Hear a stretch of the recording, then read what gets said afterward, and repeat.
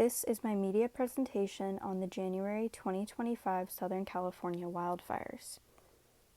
The initial inspiration of this project was the media type. I knew I wanted to focus on a podcast as it's a great way to convey this information and get it across to viewers in a professional and concise manner.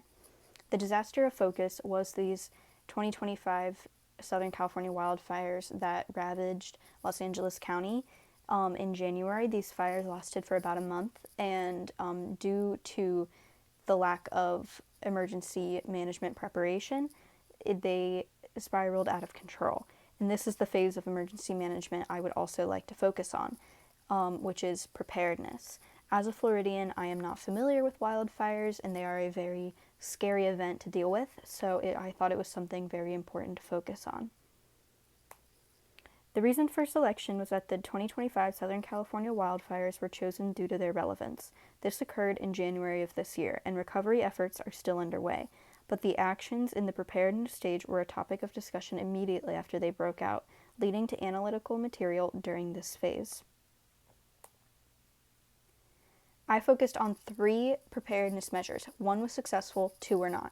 1 was the strict building codes to prevent homes, businesses, and other structures from catching fire quickly and then spreading embers, which cause more fires to break out elsewhere. Because of these codes, buildings often don't catch fire from them directly next to each other, but rather other particles in the air sparking flames.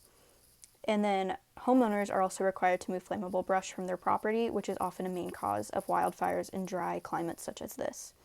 The Santa Ynez Reservoir, however, was a failed preparedness measure as it was drained in late 2024 outside a wildfire peak season because it was deemed unsafe for drinking water, but it's also used as a wildfire fighting reservoir. And because it was drained, firefighters had to go to the Pacific Ocean to bring water in, which also is salt water, which has long-term environmental negative effects.